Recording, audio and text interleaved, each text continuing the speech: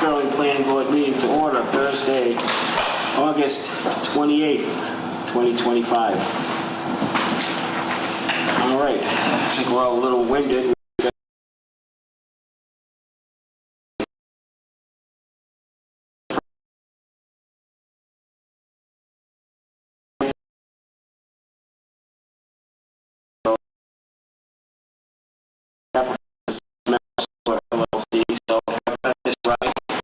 You have a revised plan that you're going to show us here tonight, and we don't have any of our feedback from peer review yet. Correct. But I did give town departments a Monday deadline for comments. we didn't get Didn't get any.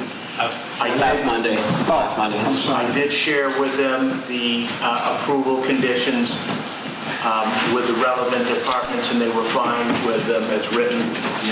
So I think we're just waiting on Graves engineering. Graves was at the pre-construction meeting we had this morning for the gas station, and he should have their review comments by Monday. Sounds good. All right, so why don't you let us know what you've got here on the revised plan. Okay, well, some of them are kind of small individual revisions, but I'll just go over them one at a time so you can get some familiarity with them. There was a question by Graves as to what we were doing with this for finished cover materials, and we put a note on the plan. It's on all of the site plans. It indicates that all non-wet areas that are not being used as access roads are to be covered with 4 inches of loam and seeded with a grass and pollinator mix that will be applied at a rate of 4 pounds per 1,000 square feet. That's pretty standard in the industry. So that note occurs on all of the plans. And in the event that someone doesn't see them, they put it on individual site plans. There are a number of places that it's to be loam and seeded so that there'd be no mistake by anybody looking at the plans in the future. Item number 2, the plans that we originally did were done at 100 scale. We looked at some various different scenarios to blow it up so it'd be easier to read, and we found that we were going from 1 plan to 8 plans if we went to 40 scale, and even those they were so big they were going to have to be rotated. So I shot an email off to Jeff at Graves Engineering. I said, look, we can go to 60 scale and we can put each one of these fields on its own plan. And he said, fine, go ahead and do that. So that's what we got. This is area number 4 that we just walked up the access road to the woods with to see. This is area number 3, which is the sandy area we parked above and looked down into. And again, off to the easterly side, this is area number 2. So they're each on their own plan separately.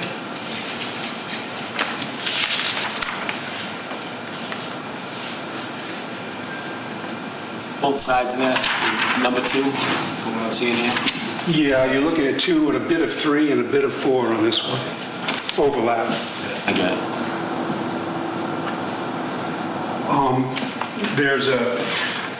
There's quite a bit more requirement of information that we generally provide with a notice of intent to the Conservation Commission. And Jeff asked for that for this review, and this is the material that we did it up for him because we have to do it for the commission anyway. But it consists of a master EP stormwater checklist, and that checklist basically goes over their stormwater performance standards. So whenever you collect stormwater, you have to comply with the standards of this regulation. The areas 2 and 3 on ours comply by virtue of changing it from a gravel base to a grass meadow. So you attenuate the runoff, you treat the water, you allow it to go back into the ground, and that's sufficient for state standards. Area number 4, as you know, as we just learned, is completely wooded. So that's why we have a detention basin at the bottom of this one. So you start at the top where that stone wall was here, and you grade the whole thing down through into this stormwater basin where we mitigate the flow, put it back into the ground where it belongs, and it's in compliance with the state requirements. There's also a fairly extensive operation and maintenance manual that, again, gets approved by the Conservation Commission, and that explains to the eventual owners how to go about maintaining one of these structures and make sure that it doesn't fall into disrepair. This one doesn't have any concrete structures involved with it. It's all just simply a gravity system with a grass swale. So it's pretty simple. As long as you remember to mow it, you've pretty much got it done. There's no way for debris to get into it because there are no people out here. Right. Now, when you designed that area, is that taking into consideration that you have an intermittent stream where we were, or you don't? In other words, what's your offset when you designed that? Would you have to reduce that if you can't get the determination? So let's do one stream at a time. Here's the perennial stream coming up through. Here's the 200-foot. So I had to keep my structures out of that 200-foot band here. Here's the other stream coming up through. Oops, my mouse is on here. Up through here. This one is not. The state does not think that this one is a river. It's this one that goes up through Rhoda's Field. That's the river. So it would be 200 feet from this one, which would take you over into here, and that would clip the corner of my system. And that's why I'm going to straighten out the record if I can. It's worth the effort.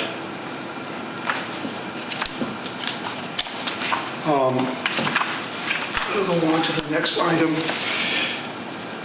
Item number 5 talks about the proposed infiltration basin was modeled as a continuous pond. And Graves asked questions about flow, runoff. So here's the plan I had before you the last time.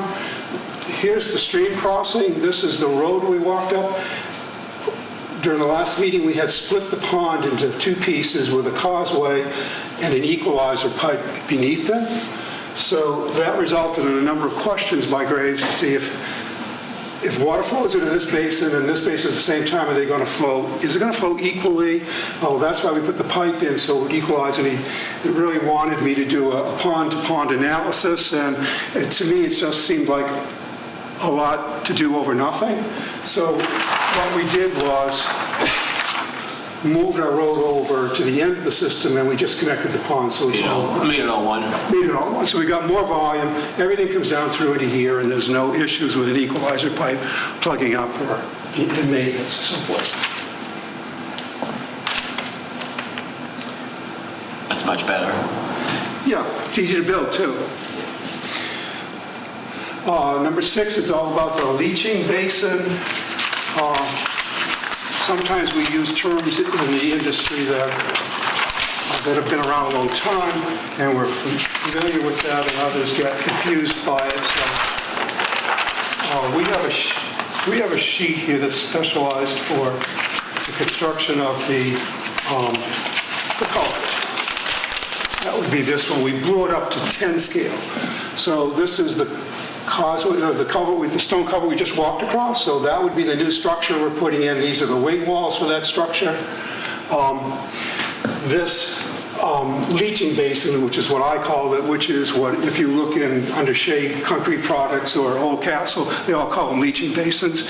We weren't using it as a leaching basin. We were using it the opposite manner. It's like a beehive outside on it. It's full of holes. So generally speaking, what happens is in the leaching basin, the water flows in the top and it leaches out the bottom. We're putting this basin down into the water table. And water is going to come in through these holes and into the bottom of the basin. In fact, we're going to put it about 3 feet into the water table. So when the contractor decides he wants to build this structure, he's got to put these footings down 4 feet into the ground, and that's into the water table. So he's going to put a mechanical pump in here, and he'll pump it over to the riverside so it doesn't cause any disturbance to any banks.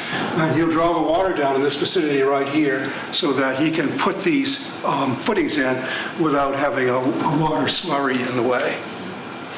Using it as a pump chamber is what you do. It's a pump chamber, and it's temporary, but they could leave it in there for future use if they want to. It's not in the way.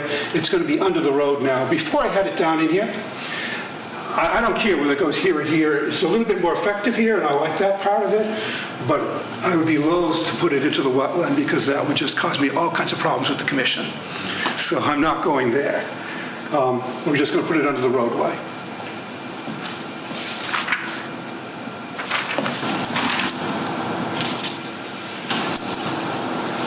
Item number 7 talks about the side slopes of the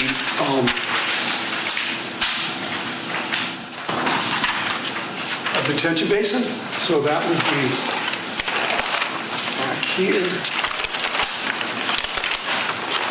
to area number 4.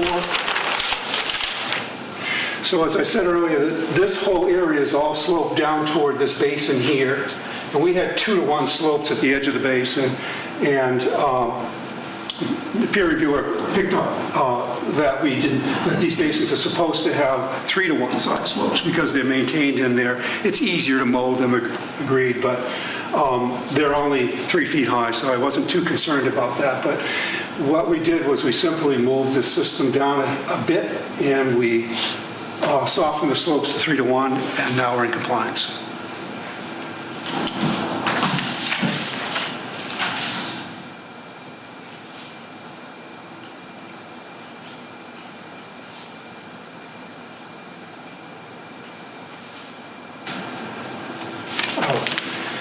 On sheet number 3, which was now changed because we have a 9-sheet set, that would be this sheet. The reviewer picked up on the fact that we had one of the security fence notes said it was 6 feet high. We actually have 12 notes calling it an 8-foot-high fence, and one slipped by and went in at 6 feet. He caught it, wouldn't you know it? So we fixed it. We changed it to 8 feet. I was looking at it.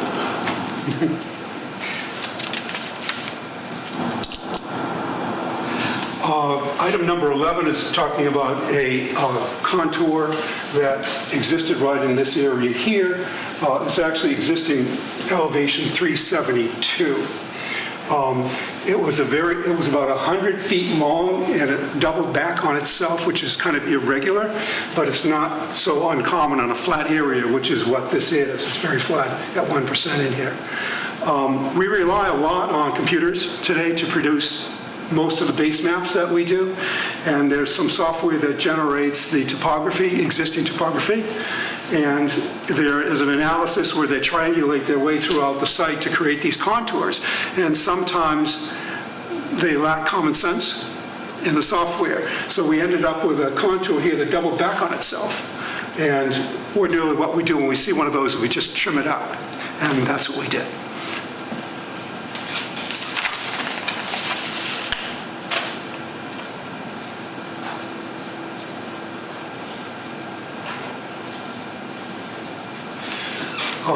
Number 12 talks about carving up the lot to the rear. That would be this lot here. Right now, there's no lot line here. The lot line goes up like this, down and around. That's a 22-acre piece. It's zoned industrial just like the rest of the property, but we decided to put area number 4 all on one lot. So we're going to eliminate this line here and put a line in there. And that line is going to look like this. So this is what we call an A&R plan, and it just has the circumference of the property. But because we're changing the area of this property, we have to add both properties onto that plan. And this former lot line will go out, which is currently there now, and this line will go in. And what I'll have is this will become the lot because this parcel and that parcel will be combined, and that will be the remaining land. So if this project gets approved and moves forward, which I believe it will, I'm hopeful, we'll be before you again with an A&R plan, and we'll be before you a second time to take this out of Chapter 61A. This piece alone is in the Forestry Act. These are not. So it needs to come out of there to use it for commercial purposes.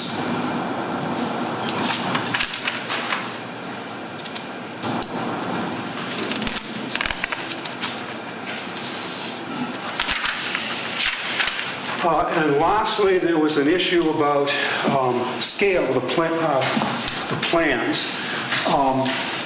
These are done through computer-aided design, and slopes are they're as precise as they can possibly be. But the one thing we kind of discourage people from doing is putting a scale on the plan and measuring it.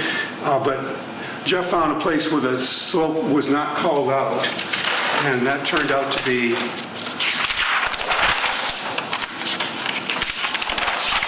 on this sheet here, right in this little corner. I saw him using a sheet that was 11 by 17, which is not an original plan, which means it was reproduced.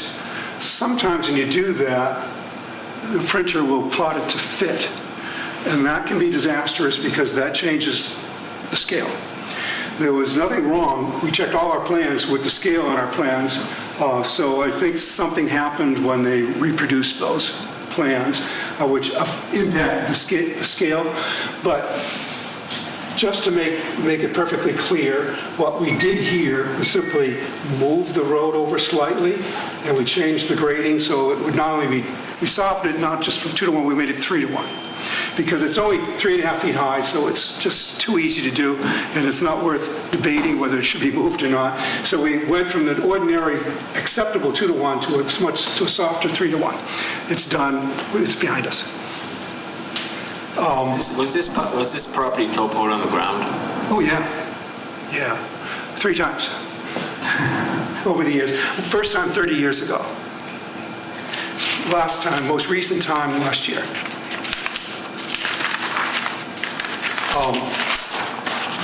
Jeff also asked for some additional details.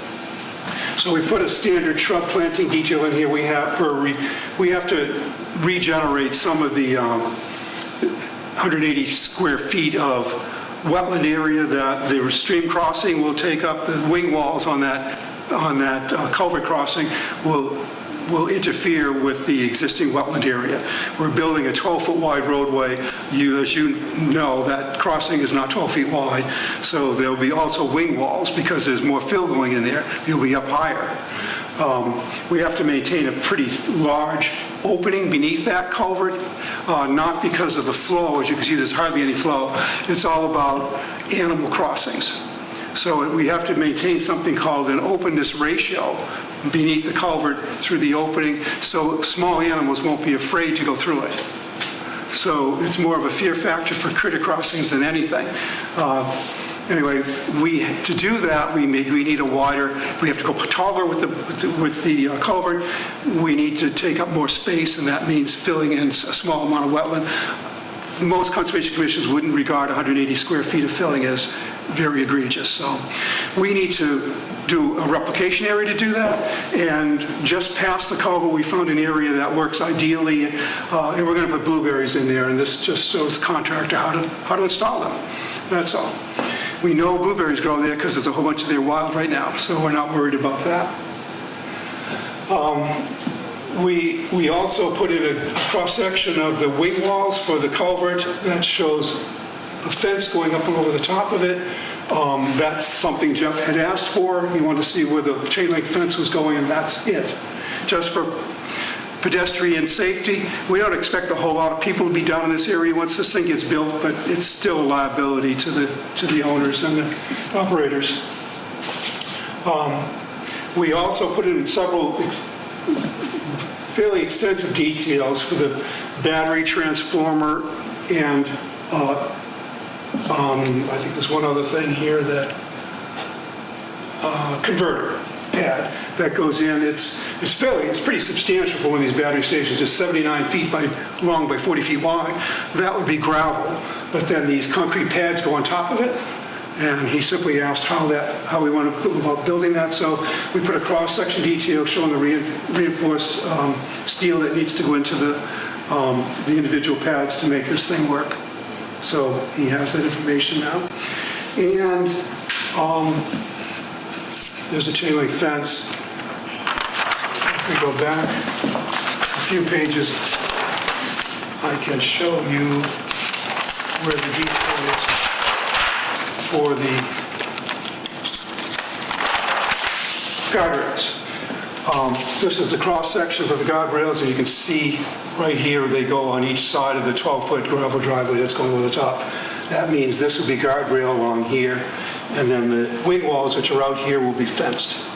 So if somebody walks behind the guardrail and potentially falls off the top of the culvert, that pedestrian fence there to prevent them from doing that.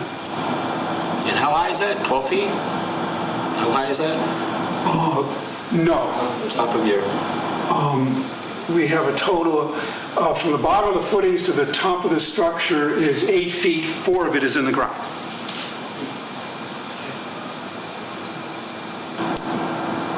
And that's it.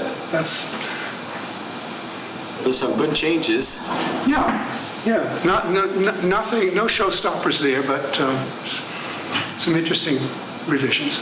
Paul, can you give us an update on the border agreement between Verizon and our light department? Any progress on that yet? Yeah, would you please? Do you want me to introduce myself? Please do. Yeah. So Vincent Moschella, Chief Development Officer, UCA Solar, address 203 Crescent Street, Waltham, Mass.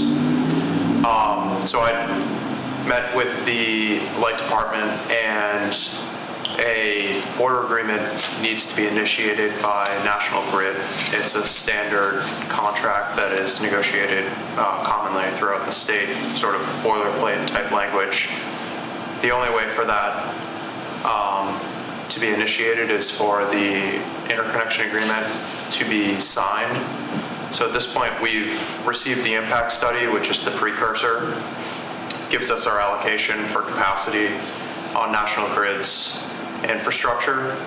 They're writing up the contract, and once that is signed and the 25% is paid for, they'll negotiate the border agreement with the light department. Just know you need to have that in hand before you apply for your building permit. Yes, definitely. Okay. Yeah.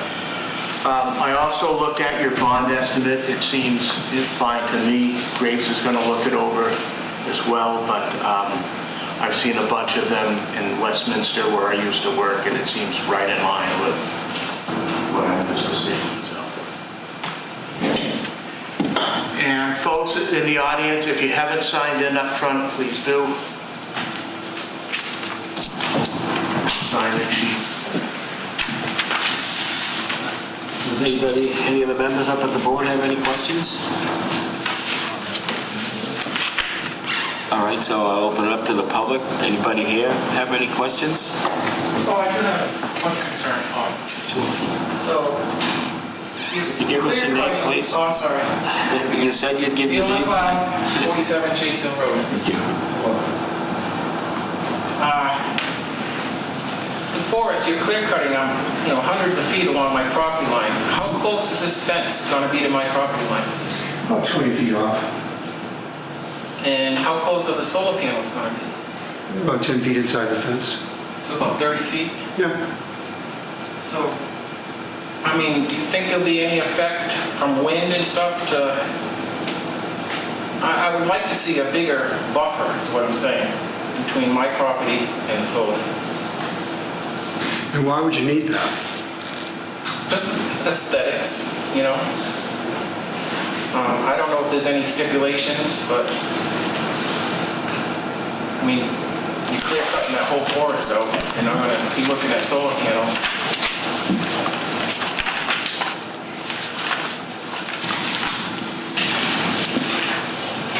I'm not quite sure.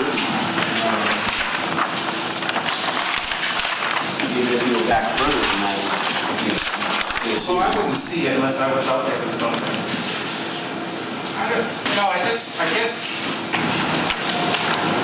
I don't know what effect it will have on those woods. So, I mean, the reason I bought those woods was to maintain a certain degree of privacy. Oh, in 2006, someone knocked on my door, said they were going to put a residential development out there. Fortunately, I had a good lawyer, more money than he did, so I purchased that property. I mean, I think you're doing a good thing putting in solar. It's a great project. It's a good use for the land. you know, if you can't do it, I get it, but I would like to see it. Maybe 50 feet. I don't know if this is kind of on the same vein, but if trees are on his property, so those are quite high trees, and right now it's completely buffered by the trees on your property. If trees from his property come down, because now they're exposed, and end up striking this field, whose liability is that? Do we know?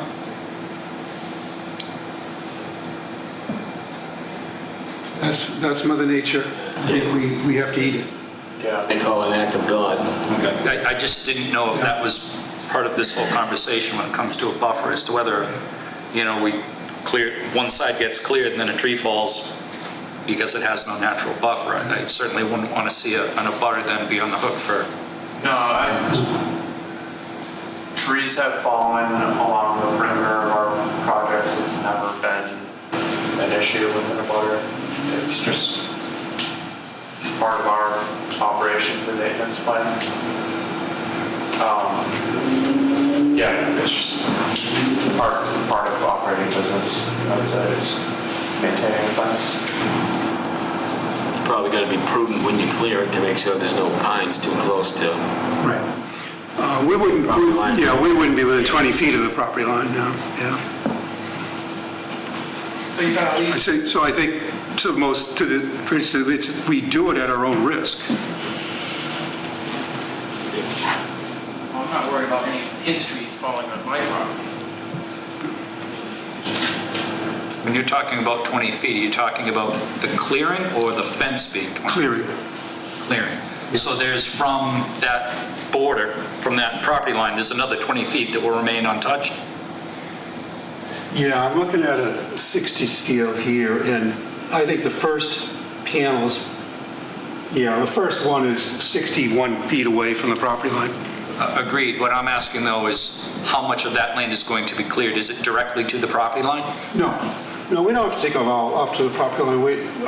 They have to go, if we're going to go 10 feet beyond the fence, we're probably leaving another 20 feet of woods there. So where is your house in relation to that property line? How far away is it? Oh, God, must be 1,000 feet. Maybe not quite that much, but that's probably 1,000 feet. Yeah, I'd say there's 1,000 feet of woods, and then there's a field to And your house. 750 feet of residential, maybe 1,500 feet of woods, or 1,500 feet. The houses on Chase Hill Road are none of them can see Yeah, this. there'll be no impact in houses. What's that? There won't be an impact to a house. Just my mental health. Anybody else? All right, no more questions up here? All right, so I suggest that we vote to move this, continue this to our next meeting when we have Graves' Answer. peer review, and then we can go over it again and see where we stand in the next meeting. So I think we need to actually pick our date. I've got September 25th, Thursday. Fourth Thursday?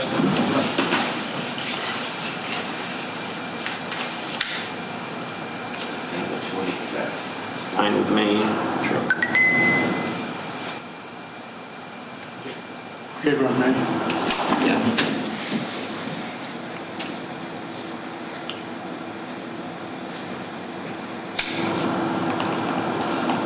Everybody good with 25th? Yeah. All right, so I'll take a motion that we continue this to our next meeting, September 25th at 6:30. So moved. Second? All in favor? Aye. All opposed? All right. Thanks for your time, and thanks for coming out to the site. Yeah, no, glad we went and did a good job. It was informative.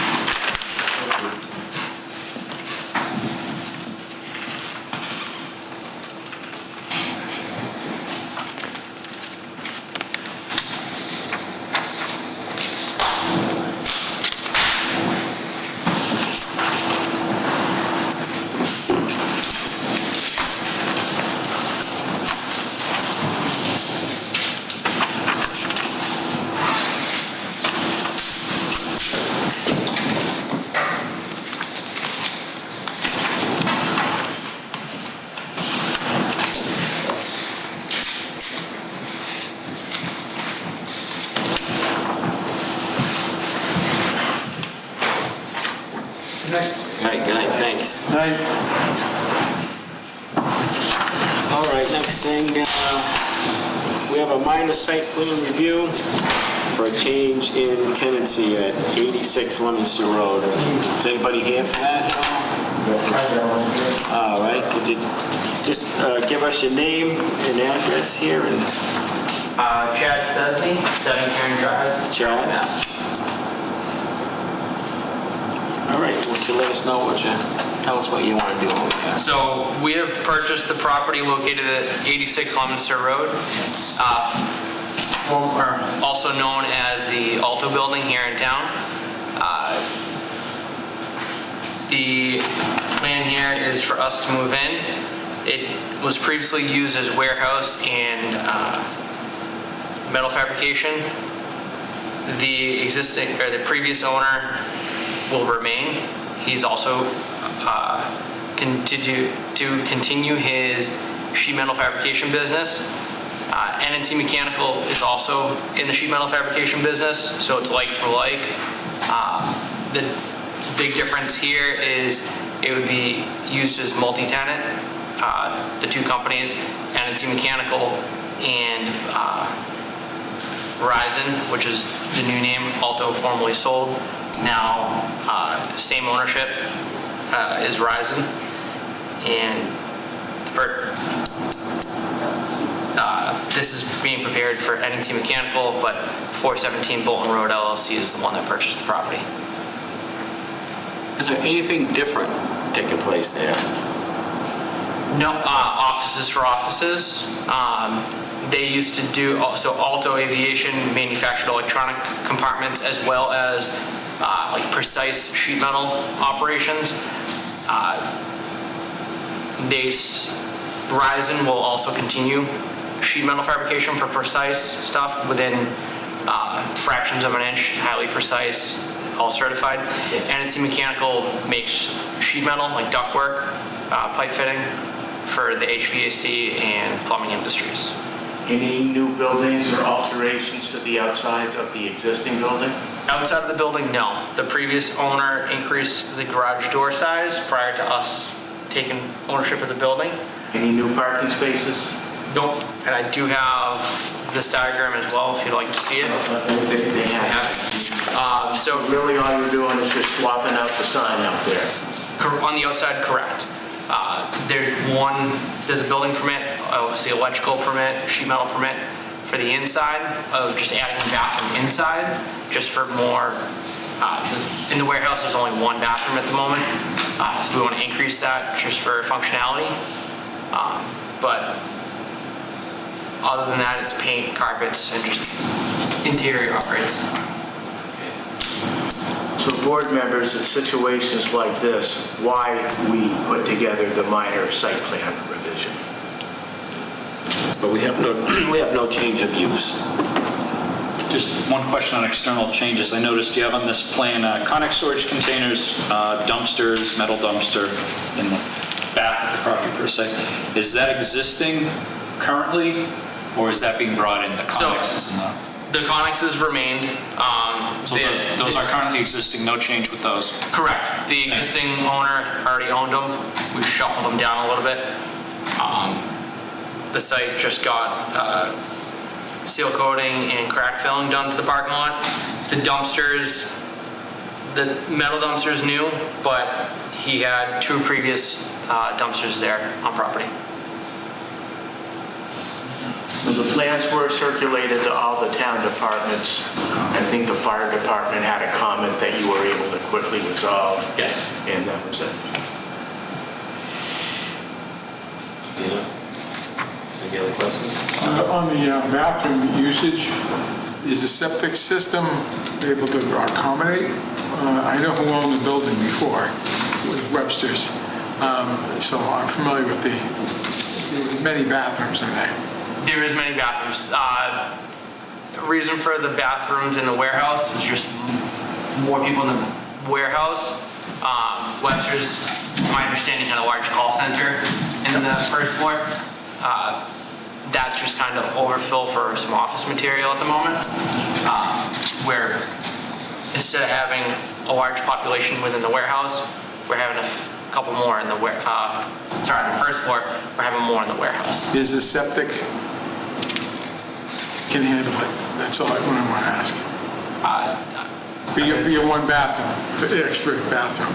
Yep.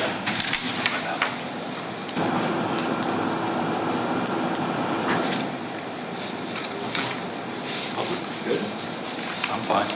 I have no further questions. Motion to approve the minor site plan. So moved. Second. All in favor? Aye. Opposed? Thank you. Be good to go, easy enough. Thank you. So I'll have a letter to send to you tomorrow that you can take to the building commissioner and get squared away with. Excellent. Thank you very much. An easy one. That is an easy one. It's more of just check and see what's going on than anything else. All right. Next thing up. Chapter land withdrawal request by Anthony and Diane Malone for land at 85 Maple Street, tax map 25, parcel 3. Planning board recommendation to select board. So board members, this is probably the third or the fourth time you've seen this property come before you for an A&R. It looks like they're splitting off lots and selling them one by one.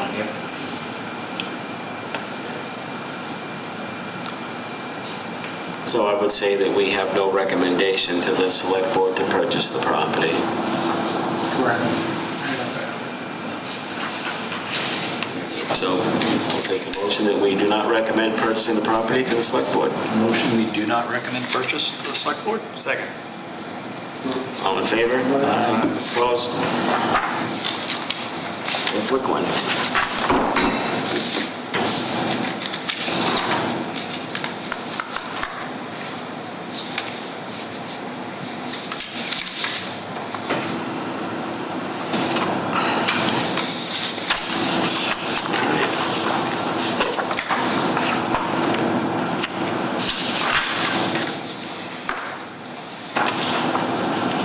Next up, citizen request to have 315 Leominster Avenue to propose MBTA overlay district. We already have our MBA proposed district now. We do. About a month ago, I sent out letters to the affected property owners and the abutters, informing them of our intention to create the MBTA overlay district on 12 acres of land along Route 12. So this is... Is this citizen requesting this, the landowner, Steve? Yes. So the outline in red is our current proposal for the MBTA overlay district, which would simply allow multifamily housing there by right as opposed to by special permit, which is the way multifamily housing is allowed in town right now. So we're talking about 12 acres. This gentleman right here, this 3-acre parcel, the owner's name is Charlie Brown. He came in and asked if he could have his property added to the district. And I said, well, I'm going to need to bring that up to the board before that can be decided on. So that's what I'm doing. What's the purpose? What's the benefit? We got more property there than we need right now. Well, that's 3 acres right there. So if we added it, it would be a total of 15 acres. He plans to leave that property to a son, and he simply wants to leave a son with one more reuse option for the property. Was that whole piece, or you were pointing to like halfway? Is that whole long strip? This right here, this 3-acre parcel. Remind me, does this have to go to town meeting? Yes. Okay, my own opinion on this then is that having an engaged owner that wants this is certainly a positive. Adding him will only, it does add some extra area, it does allow him more options with his land, which in the past have definitely been in favor of people, you know, deciding what to do with their own land, and I think it would help at town meeting if we could engage him in this, say, hey, you know, this still has to pass town meeting, he can go. He actually volunteers his property, which is, to me, a net positive in this whole process. But would it hurt at town meeting that it's bigger than it needs to be now? And people don't want so much? But here's my thing, then he goes to the next town meeting and says, well, you won't even include my property. It looks like we're trying to block this thing into a certain space. I'd rather ask if other people don't want it. I think if someone's volunteering for something, especially this sort of project that may cause some contention due to misinformation, that having an owner that's engaged in this definitely would help. And again, no one is going to be able to turn this into that zoning on a simple 3-acre parcel, that single parcel. Right, they'd have to buy them up and join them. Yeah, right, you'd have to be buying multiple properties. This is just one more property to add to it. Am I right by saying that the overlay district, and I'm talking out of ignorance because I don't know, I thought that was approved by a state regulation? The regulation had to do with how much land we needed to fit yay many units on. But they still have. Yeah, they still have to approve it, but my thing is get someone engaged in So this. this proposal for this area and our draft bylaw is currently before the state for what's known as a pre-adoption review. So now do we have to start the process over if we go to add that? Well, no. Simply because this will not change the numbers. So it doesn't add to the density? More likely to be approved, right? Well, I'm sure the state will take it. The state is about to issue its approval or its pre-adoption review any day now. So we will need to revise the compliance model. That's a whole computerized spreadsheet that also interacts with mapping. The Regional Planning Commission has been doing that work on our behalf. But they've already looked into this, and adding those 3 acres will not change the compliance model one way or the other. I myself don't see a downside to adding an engaged neighbor to this. The project is... If it doesn't change the process and add to anything we've already done, I don't see... And we're a long way to town meeting, and my thing is, we've had so many people in town be misinformed on this and thinking that instantly you're going to have, 9,000 apartments on a piece of property. I think having a neighbor at that town meeting explain what's going on. Well, you look at me, who's ill-informed, that I thought the state approved, Oh, they will eventually, whatever we pass at town meeting, we send it off to the state, and they either accept it or they don't. The first one we had, they did not accept. Yeah, the first one was the other problem. They do have to approve it. Okay. Yeah. We just have to send them something, correct? Correct. After town meeting, this is what we passed at town meeting. Here's a map of our district. Here's our bylaw. But going through the pre-adoption review usually settles any issues before we go to town meeting. So we're going to have their review definitely before town meeting, which the special town meeting is scheduled for Monday, November 3rd. Is that when we're going to take this up? Yes. Thus far, I've only heard from one person along Calvin's Lane asking some questions about this, and I explained to her that really all we're doing for these 12 acres is changing multifamily use to by right as opposed to special permit, and all that, as a practical effect, all that's doing is taking out the zoning board out of the equation with no need to get the special permit. But they still have to go through site plan review, which requires a hearing notice and notifying the butters. But these people can continue in the district, they can continue using their property as is forever. Town's not asking them to do anything, it's just adding one more reuse option for them to consider down the road. an overlay. So what's your pleasure? Would you like to add that to the? It's one of those things. It's not gonna hurt anything. It's not gonna hurt anything to do it. It'd be a potential benefit to him. And it's potentially, I also think it's more palatable to state if we go, hey, I know we're going to put in 12, we're going to put in 15. And that may help us in the long run where it's... What's the extra work involved to do that? Like I said, the planning commission needs to rerun the compliance model. And we send that off to the state. They'll also have to revise that map. But we've already got a contract with them to help us out with the whole MBT thing, so it's not an extra expense on our part.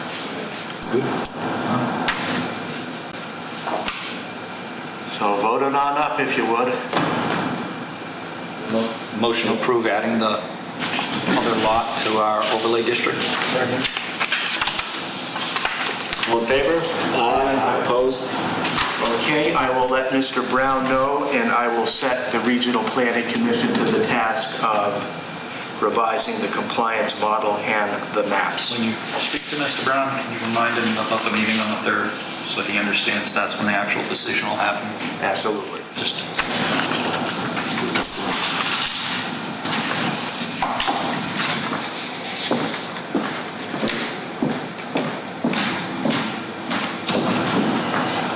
Next, we have our working session for our residential zoning changes. All right, I've sent these to you a month in advance, simply because I wanted you guys to have plenty of time to look them over before tonight's meeting. I would hope that we could reach consensus on which ones we want to move forward on, so I can start scheduling my round of appointments with the other boards, commissions, committees, and departments. We're following the same process that we did last year. I'll spend October and November going around to all the boards and explaining what we're doing and why we're doing it, getting their feedback. We'll have a public forum in November. We'll spend December and January revising these bylaws based on the feedback we get, and it's off to town meeting. So none of these we're trying to get into the special town meeting? No. I thought we were going to try to do the definitions. No. All right. So the definitions are mostly the same as the previous one that we looked at? Yeah, the when only you ones messed I with the changed multifamily are stuff? the ones dealing with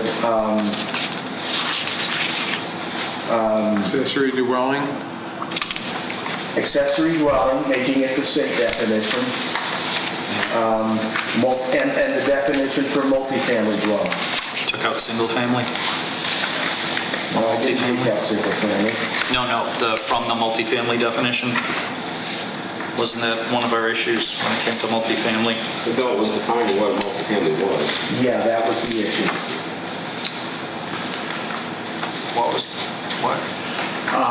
I still don't agree with town council's opinion on that, by the way. That single family A is... single family, because the definition though has a combination. No. The issue was, you're right, let me go to that particular. Well, there's dwelling multifamily, which says a building with 3 or more residential dwelling units, or 2 or more buildings on the same lot with more than one The residential. issue was how we define multifamily development. And it still includes single family, so when we talk about a multifamily development, that means 3 single family. Hold on now. The way our multifamily zoning bylaw is written right now, the concept is you have multiple residential structures on the same piece of property. But And it's, that somehow, that makes it multifamily. it specifically says multifamily dwelling units in the bylaw, which is, No. single family does not qualify. In this, like, that's our original one where it says, including any mix of single family. The fact that you include any mix of single family means the whole thing can be single family. Yes, I agree, but in our bylaw, it specifically says consisting of multifamily dwelling, which is defined as not single family. Like, it's confusing. The It's two not contradict consistent. each other. Yes. The problem then becomes the more liberal definition will apply, not the more conservative. To me, we should take out the fact that a multifamily development consists of single-family homes. Well, Can consist of single family. Yeah, but it seems like that's what we're Okay, so the getting. revisions I've made to the multifamily housing bylaw, in talking with the zoning board chair, he would still like to allow a mixture of housing types. So the way I've written it is, the multifamily development, you've got to have at least 50% of the dwelling units consist of true multifamily development units. And the remaining 50% can either be duplexes, which aren't, the state does not consider to be multifamily, or single-family homes, or a combo of both. So it can't even be all duplexes. It has to be all, at least half, 3 50% would be units and up. three-family or Yes. larger. Perfect. 3 units and up, and we're putting a cap on 4 units? So that's how, with Which is the cap now. with the definition for multi-family development, I have it as 3 or more dwelling units on a single lot. But such lots can include a single-family or two-family or multi-family structures, whether or not attached and regardless of form of tenure, in the types and amounts prescribed in section 301-4.2, which is our multi-family development. Yeah, types and amount, that's the kicker. That locks us into somebody not just doing all Yeah. single-family homes and calling it a Correct. multi. It's a percentage. Yeah. That works well. So that was a big flaw in our current multi-family. Huge. Anytime someone hears multifamily, who has ever thought of multifamily development as single houses, single-family houses? But the way it was written, Yes. there are multiple housing lots or units on one piece of property, and they just happen to be single-family. I agree, it was a perversion of the bylaw's intent. And we don't have a draft of your multifamily We don't have, proposal, yeah. you have my comments on our existing bylaw and the things I'd like to change as part of your package. However, we're still working with consultant Jeff Lacy on reconfiguring the whole subdivision thing. So let's see what we come up with Jeff. But you do have my comments on what I would like to see changed in our current multifamily. And I think you'll have to work pretty close with him on his formulas, because those formulas that he has right now simply don't work. So Yeah. I think, as he goes back and forth with you, those formulas are everything for density. Yeah, they are. The way they are currently right now, it's useless. By a factor of 5 or more. Yeah, I agreed, and I understand that. And if we get to this point at our meeting with him next month, and we're not happy with where this is going, I think The concept just doesn't it's fly. time to cut loose Right. and simply work on that bylaw on our own. Right. Okay. Questions about the definitions? Okay. So are you inclined to move this on to the Maytown meeting? Yes. Okay. No question. Those are good. I think they did a good job on some of these. Okay, we've got 2 minor zoning amendments.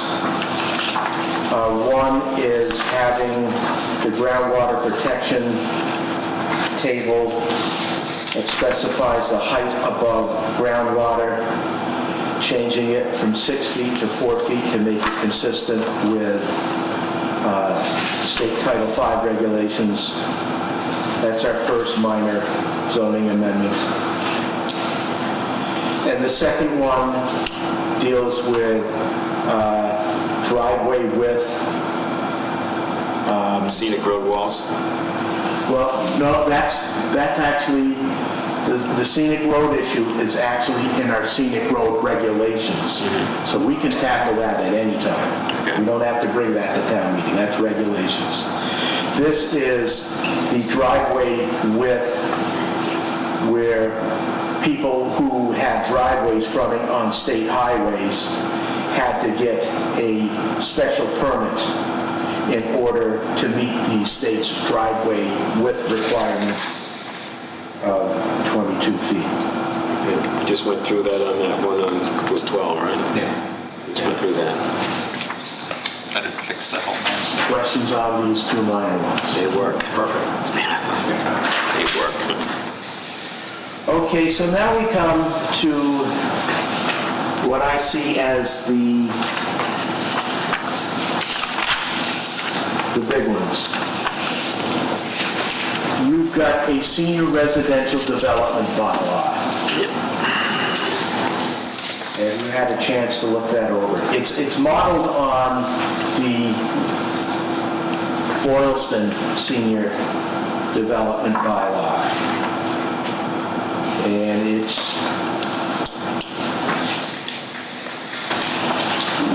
we've heard from the housing forums that, and from the housing survey, that we need more senior housing. And since the town does not control a piece of land that's suitable for us to pursue a senior housing project through the state, we want to make it easier for developers to create over 55 housing. So that's the intention behind this bylaw. Have you looked it over and you have any questions or comments? I've looked it over. I haven't looked it over in great detail. So I wouldn't mind a little bit more time with it. Can I post this and start shopping it around, would be my question. I don't see why not. Yeah, it's based upon feedback, chances are there's going to be some minor changes anyways. It makes sense to get it done With now. all of these, they will. Get it going now. Okay. So it's basically going to allow, with special permit, higher density, hopefully 55 and over. lower cost. And also some design standards built in for. 2 bedrooms, Zero under a certain age, setbacks are a little different. So the next item is an inclusionary zoning bylaw. As I believe I've explained to you before, the concept of inclusionary zoning is that we try to incentivize developers to include some housing units in their projects that would be deemed affordable by the state, and we can add it to our subsidized housing inventory and bring us to the 10% threshold that the state requires in NGL Chapter 40B. If we have 10% of our housing stock being affordable by the state, then we are no longer subject to comprehensive permits and we control our own destiny. Now, with the third building of the Northgate Apartments being under construction, once that's complete, we'll be at 9.6%. So we're darn close to 10%.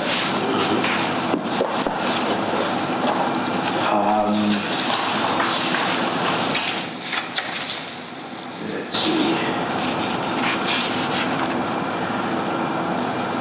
If a developer is affordable housing and has, let's say, 3 houses, and an individual sells one of those low-income housing, they have to sell it for the same kind of money that they want. Yes. Is that correct? Yes, there is affordability, it's restriction that runs Okay. with the property. So let me see here. Okay, so this is going to apply to all residential developments or 8 or more housing units, whether rental or ownership. It also will apply to assisted living units, life care facilities, and the over 55 housing. We do offer for each affordable unit provided above, we're requiring that 15% of the units be set aside for affordable. And for each affordable unit provided above the required 15%, we may grant a density bonus of 2 additional housing units at market rate. So that's the carrot approach. By doing the one low, they're getting 2 more. So this isn't just multifamily, this is like if you were doing a subdivision and building 8 single-family houses, Yes. one of them's got to be affordable. Yes. And you get It must be, no matter what, or if you wanted to use This says carrot must be. only to get the 2 bonus units. No. So Must be. anybody from now on who builds a So- subdivision with single-family homes would have to build 1 low-income home? If you're Well, building 8 or 15% more, you've got to have one of them deemed affordable. Now, if you want more, if you I thought it want was- to, I thought it was to increase density, it would be voluntary. if you want to increase the density and get a couple extra lots, give us one more affordable unit. That's the carrot approach. We might see a lot of 7 housing unit developments go in. I see everybody either Yeah. either and building that 7 was- or not building see, at all. I've done these bylaws for other towns. I did them for Charlton, which had the carrot approach. I did it for Berlin, which had the stick approach. You shall provide X number of units, and you don't get it, but you need to do it. In talking with the Boylston town planner, this particular density bonus seems to be working out there. So, again, with all these bylaws, once you put them in place, you need to revisit them every 3 or 4 years to see how they're working. It's not But working. I think, I think this has a chance to work. Will we just see a bunch of, like you said, we see 8, 7 structures? Well, I How think many the subdivisions have we bonus- seen since I've been here? What's that? How many subdivision plans have we seen since I've been here? There hasn't been any in 20 years, so. All right. So, questions? If it's an over 55 community, it has to be sold or given to or sold to an over 55-year-old. That's correct. Yes. That's why I wouldn't buy Westport unless it was under, no age limit on it. No, it was just regular housing. Under 55 or over? It was under 55. I did it because if we both grew up in a plane and we crashed, I need something my kid to have. And he's not going to be 55 for... This bylaw allows 2 years disposal, though. That's waived. So your kid would have 2 years to decide what's going on, at least. Yeah. Yeah, that is one of the problems, is if somebody passes away and their heirs are under 55, at least this gives them a little while to live in it. Yeah. 2 years before they have to. According to state law. Yeah, to me, that makes sense. Would the same affordability requirements apply to the senior housing too? Yes. Because it's over 8 units if they do that. If they're building more than 8 units. Unless they build 7 units.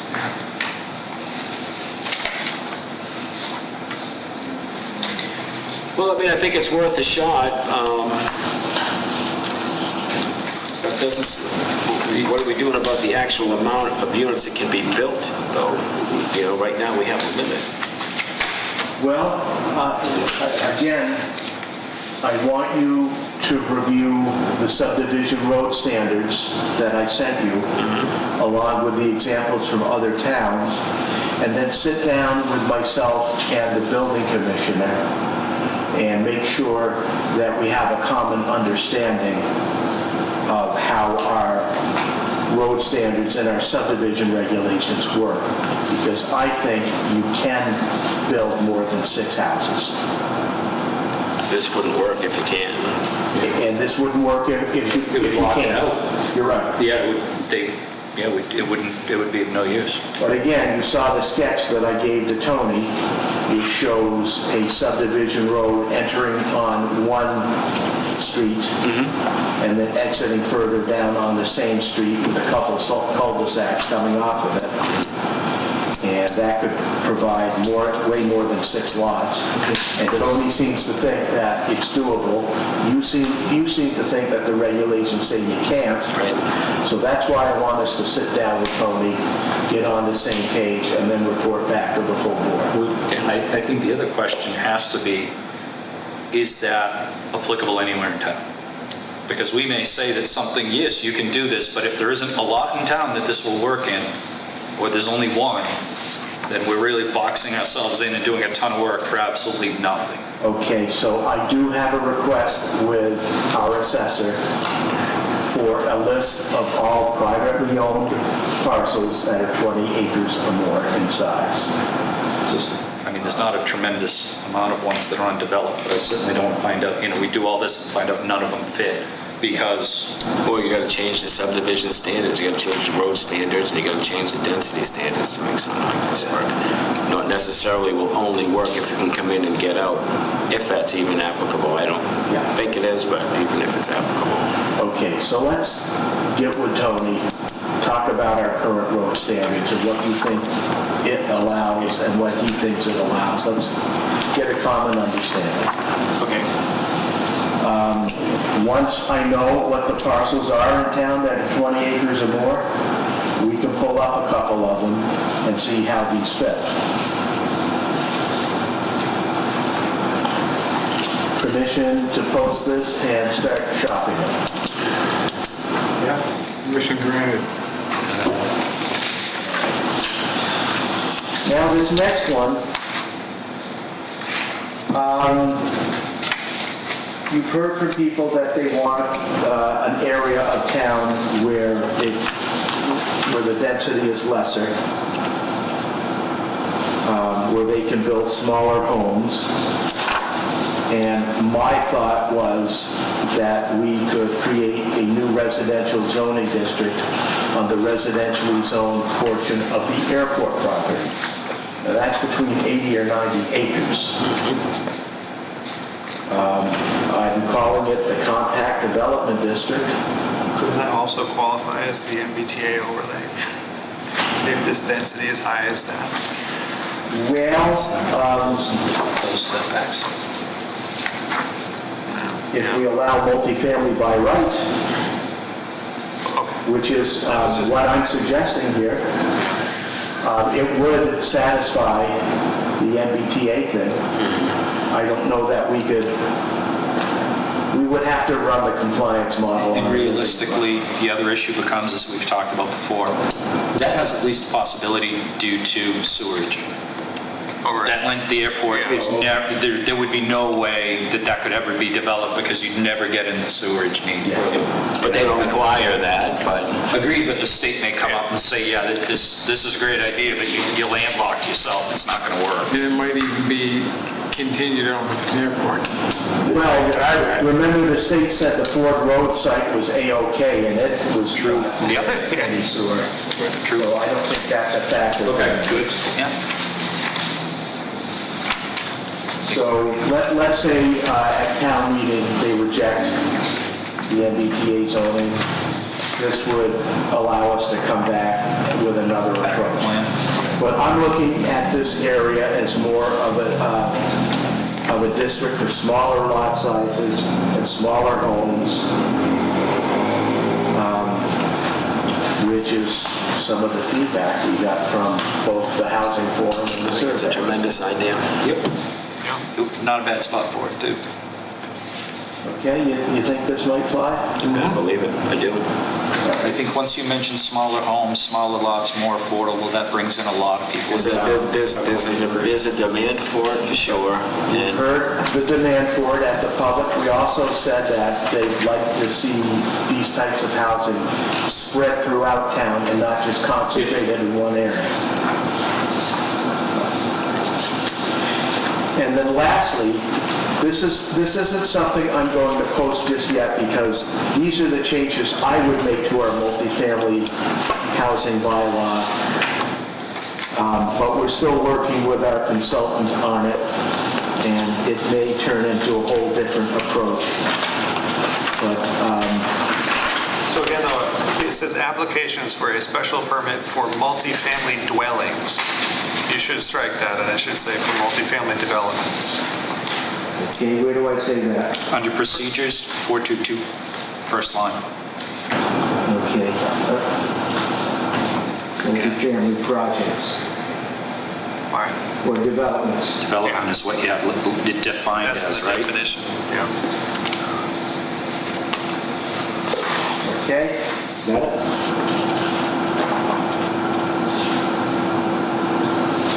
At the bottom of the page in red, you see the housing mix. That makes sure that we actually get multifamily as part of this, at least 50% of the... Question. You have 3 to 8 dwelling units within a single structure. I thought after 4, we had some limitations. You thought after... What do we, I thought we had something within ours about once we hit past 4 units in a structure. Yes, and we discussed this yesterday, and we do want to keep the 4-unit limit. So we're limiting buildings to 4 units. So change 3 to 8 to 3 to 4? 3 to 4.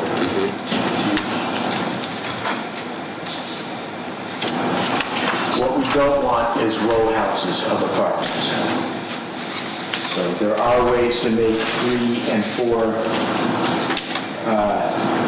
structures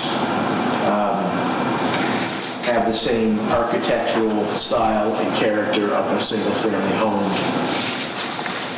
All required open space shall be located within the town of Sterling. Yeah, and we might want to revisit that too. It's not gonna fly up at that other project. They already gave up on it. So, since open space is taxed at a much lower rate than residentially developed land, do we care if it's in another town or not? I think the only thing is we don't have any control. I would think if you're going to do that, and it's part of it's going to be in another town, then, of course, I don't know if you could ever get anything like that, some kind of letter from the other town that, What happens if the other town, someone comes and says, we want to use that piece of property for this, and then you approve it? And then they say, yeah, but Sterling says you can't. Sterling has no jurisdiction over that piece of land. There would be an open space deed restriction on the open. Can they have that removed though? Because that would be a separate piece Not of without an property. act of the state legislature. That was my only concern, is that somehow another town could override some decision we made. No, not unless they pursue Article 497, which is you got to have approval by the state legislature. And that's any open, trying to change any open space that is permanently restricted from development in the deed. The big thing, if you see my notes on page 2 in site design, the blue text, I think we're requiring entirely too much land to be used for, or to be left open and unused. And that just adds to the housing cost. well, it's the same. Why are we asking for 200 feet from adjacent properties and public ways? Why are we asking why you have 100? What's that?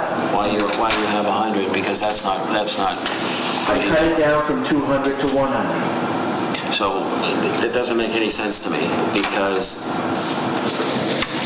this takes out the benefit of the way you have it written right here, it takes out the benefit of the duplex, being 40 feet. Okay, well, that 200 feet is what's in there now. I understand that, Okay.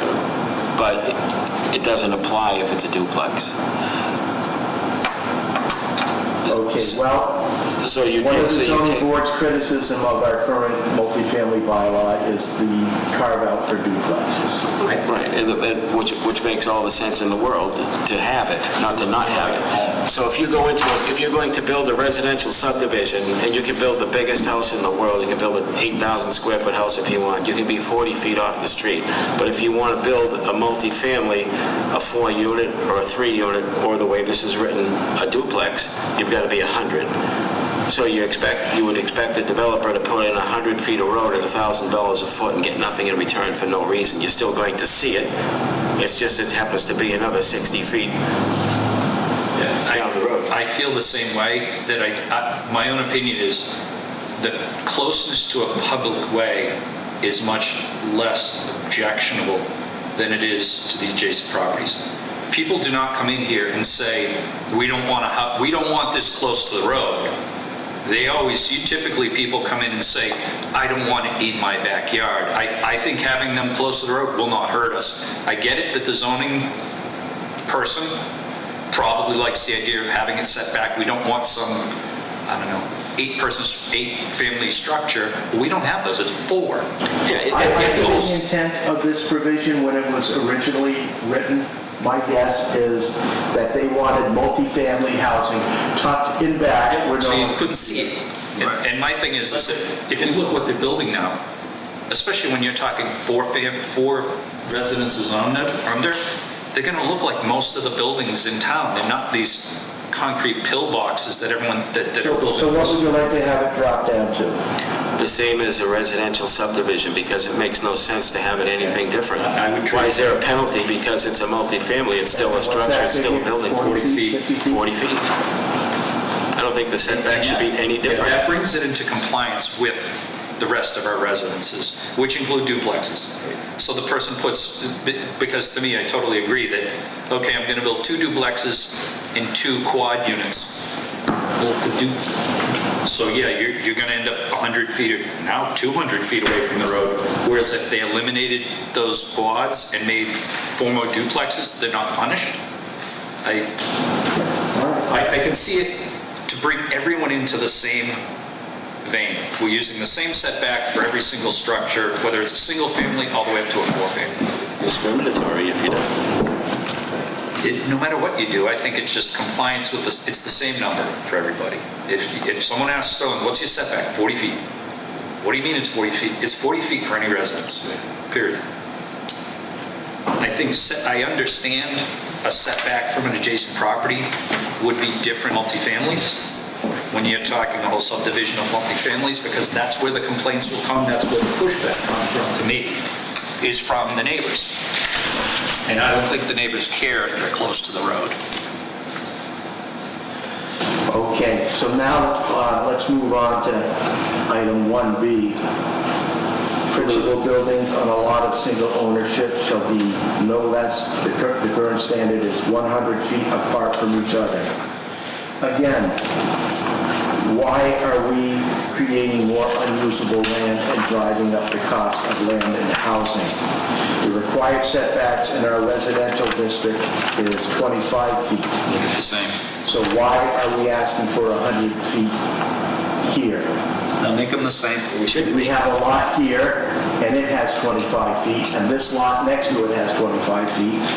That's a grand total of 50 feet between buildings. So that's why I cut it down from 100 to 50 feet. And then also mentioned in yours in red, 50 feet from on A, 50 feet from abutting properties. That we're leaving in the red on A. We already moved to B, but I just want to make sure, because we're doing 40 feet from the road, but we're going to do 50 feet from abutters. Right, that doesn't... I just want to make sure, I agree with it. I just want to make sure we're not striking the whole section. I don't.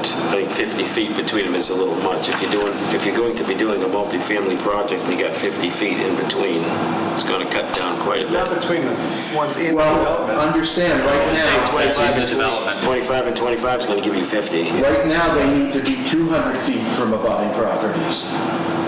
So I cut it down. Talking structure to structure. He's moving back to the other thing. I was just talking about abutting properties. I'm perfectly fine with 50 feet. I was just making sure that was... Oh, right, yeah, being that's dropped fine. in. That's fine. Okay. Right. That's being dropped in. Now we'll move to B, where we're talking about 25. Right. 25 total. So we're asking for 50 feet between them, because that would be rural residential, 25 plus 25. Right. However, residential is 20 and 20, correct? No, it's 25 and 25. Residential? I thought it was 20 and 20. So what I'm saying is 25 total, because right now it's 15. No. A multifamily allows 15. Structure to structure. Yeah, multifamily laws 15, right? Which to me Rural, is, the side setback for rural residents and farming is 25 feet. yeah, what I was asking about is rural, not rural residential. I'm sorry, residential, the other. Neighborhood residential? Neighborhood residential. Neighborhood residential is 20 It's feet. 20. So if you want it 20 feet. Well, that's still 20 feet 40 one, instead of 20 50. feet Here, that'd be 40 feet. Is that what you want here? But yeah, We're on- isn't the current multifamily spacing between buildings in the development 15 feet? It is. It is. That's what I said. So It is No. because it's been, it is. Multiple buildings on a lot of single ownership shall not be A lot of less single than ownership, 100 feet apart from each other. Provided, however, principal multifamily, only 2 dwelling units should be no less than 15 feet apart from each other. Where's that? that's the Crossed one being out struck. in 1B. That's where you crossed it out. That's what I was talking about earlier. Yeah, and that's only 2 of them though. Again, that's the carve out for duplexes. We're trying to, Why are we taking that out? Makes no sense to me. Yeah, but we're also, if we make everyone 15 feet, that means you can now have quads 15 feet apart. I understand maybe having a carve out for, okay, so we gotta have some sort of a compromise here because the zoning board's issue with our current multifamily bylaw is the carve outs for duplexes. They want to treat all the housing in these projects the same. That's duplex. So I'm trying to come up with standards. yeah, I get it. I understand, I'm just frustrated in the fact that, to me, a duplex is well within what's in town. They're all over the place. I have many of them near me. They fit the character of the town as compared to a 4-dwelling apartment style per se, or townhouse style building, which we don't have a lot of. I understand the differences. The whole idea of a multifamily development is an increased density. When you start casting out these setbacks and spacing between buildings this far, How about 20 you feet take that away. between? Because if the setbacks are the same as residential, then what's the benefit of doing multifamily development? There is. You take away. Multifamily on its face is a higher density project. That's the whole idea of it. So if you have to be 200 or 100 feet from the road, you have to be 50 feet from the next building. The next thing you know, you really don't have any density, which is what things like this are just trying to do, cut down on the density. Why even have a multifamily? I mean, that's what it's all about. Carrot and the stick. The carrot was the duplexes, that you instead of building, especially when we had 8, a bunch of units of 8, you could build duplexes, have them closer together, have it more in keeping with the town, and still get some economy out of it, not having to put in this giant road. I think if you drove up, I think if you don't listen to just a select few, and you drive into these projects and you talk to the people that actually live there, that bought there, they have no issue with the spacing on these. They may not live there at all if spacing like this applied, and the developer would say, it's not even worth it for me to go in there and do that. So what is a reasonable distance between buildings that we could apply to all multifamily? I So we say, just want a single number? I would say total distance between the 2 buildings is no more than 25. It's compromise. That's a compromise, because right now it's 15 if it's a duplex, and the duplexes should not be taken away. So here's the thing though, we're talking for all, including duplexes, it would be Then it would 25. work. So we have one single number for everybody. Perfect. Yes. And that still does give us, because I do agree that if we make it 25 and 25, there's no incentive to build smaller multifamily. Why not build 3,500 square foot plus houses and get, that's not right now keeping. There's several projects out there with them spaced 15 feet apart even, and people don't take issue with it. How do you get pricing down on homes or condos? How do you do that? You achieve it with density. That's one of the biggest problems why there's a housing crisis, because we squander 2, 3, 4, 5 acres of property for one single house. And when you do that, now all of a sudden all the land's gone, or it's so expensive, they're building a house for $1.3 million for one house because it's $250 or $300 for a single house lot. You can overcome that with multifamily. Agreed.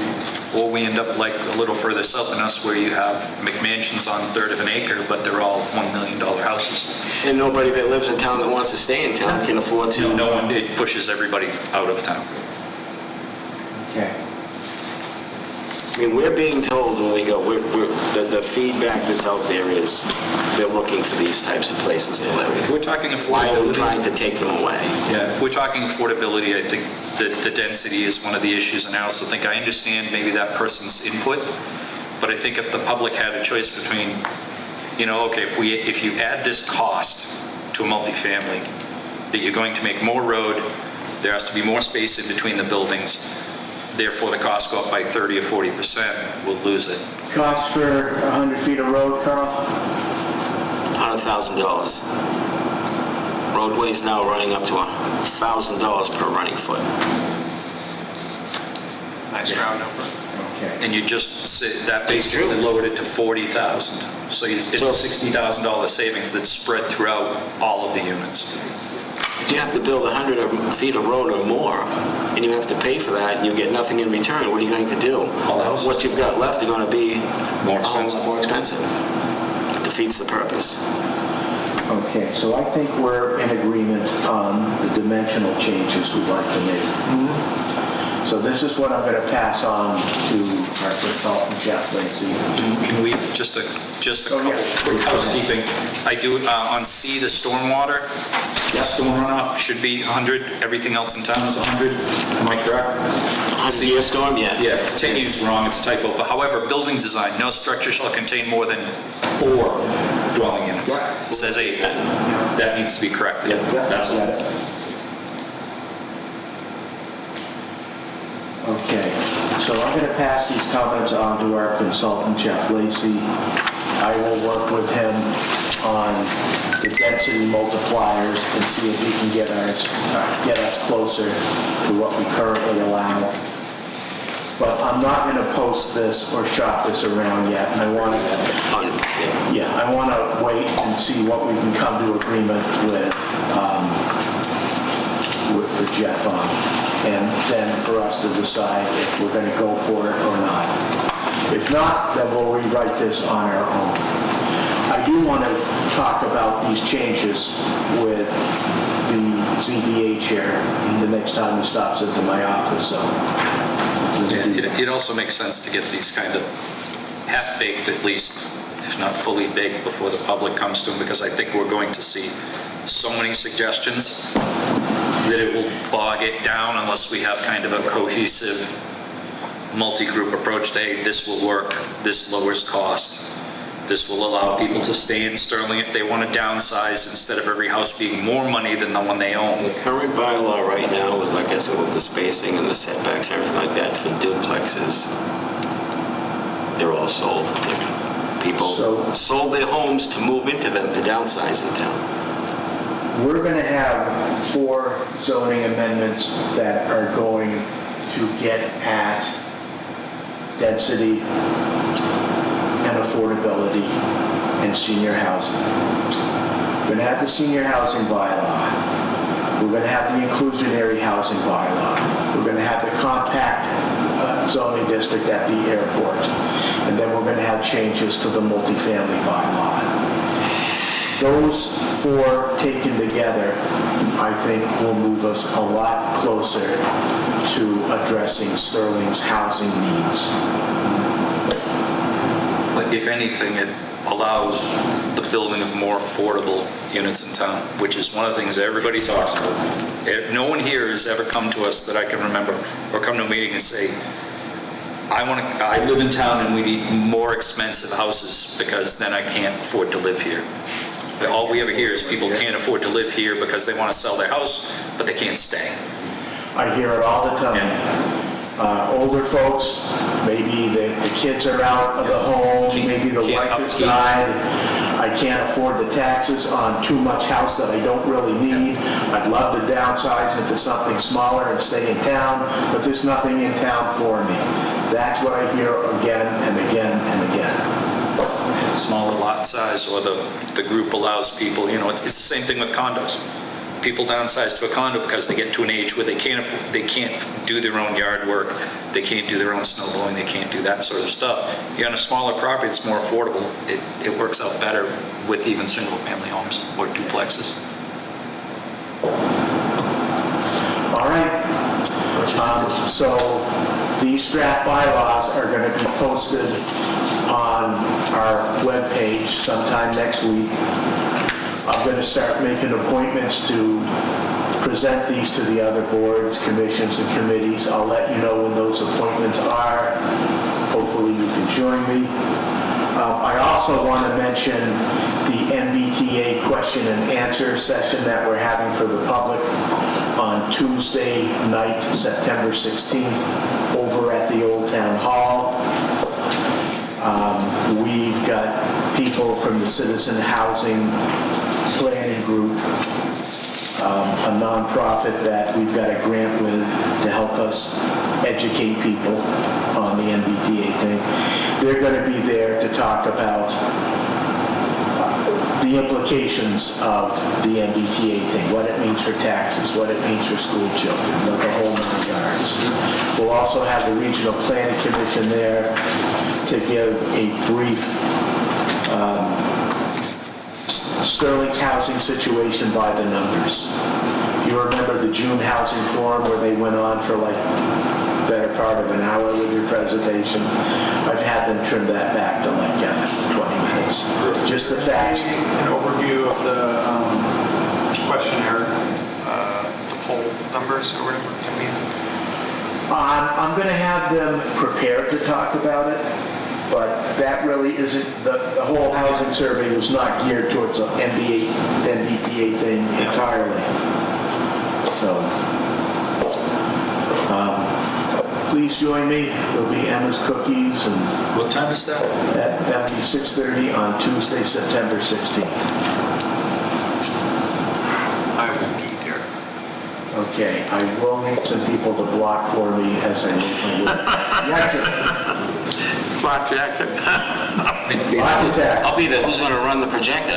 Oh, you're that guy. There you go. You're Mr. Clickety Click. And actually, you can tell our homeowner about that. So he can get some more information. What time is that, Steve? 6:30, you said? 6:30. Old Town Hall, right? Old Town Hall. upstairs. 18:35. Better put that in my phone so I don't. Meeting minutes we cannot do as we don't have members present. Val's on both. Frankie. Same thing on the offices? No, we can do the July 24th minutes. Do July, but not Because Carl, John, and Mike were at the meeting. Only you only Eric need was 3. absent.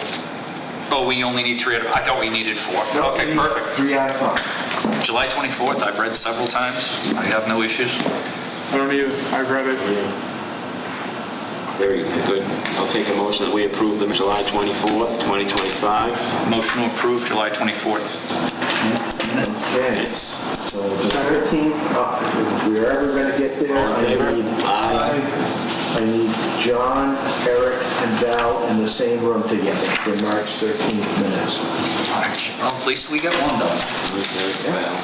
One and done. One and not really done yet, but we're Planning board officers, do you want to tackle that? Val's not there. Well, we'll elect him vice chair. We'll leave him vice chair. Is he, I know I made my feelings known if I wasn't here. Has Val talked about anything about the voting? As far A as... burning desire to be here for it or anything like that, or he wanted to? No, I think My feelings was if I was not here, I would certainly want you guys to vote and put this to bed. Oh, This is, you have no feelings on who should do what? I don't, unless someone wants to volunteer. The way I always look at it is I don't think I should be pointing my finger at anybody unless they want to do it and they ask to do it. Volunteer for chair. want to stay in chair for now. I don't have a problem with that, but the only issue, as I said, do you want Val to not be here, or yes? Well, I'm asking the question because I don't we know. can put this off to next meeting and hopefully have a full quorum. I think even in September, we'll probably be missing somebody, and we've been wanting to do this since May. Yeah. My own feeling is is the way to do it conditionally, barring any objection from a missing member. We have a, So at least that way, if I'm not here tomorrow, next month, and Val's here. you only need 3 to vote. Agreed. I also, though, Val is the vice. So my issue is more, We I can don't elect the shank. chair tonight and then the vice when Val's here. Yeah, as long as we have three. Is he interested in remaining vice, do you know? He hasn't told me that he's not, so. The other issue is, do either of you have an objection, or anybody have an objection, that if they're not here next meeting and we have to do voting, that the vote can continue? Right, that to me is a big No, point.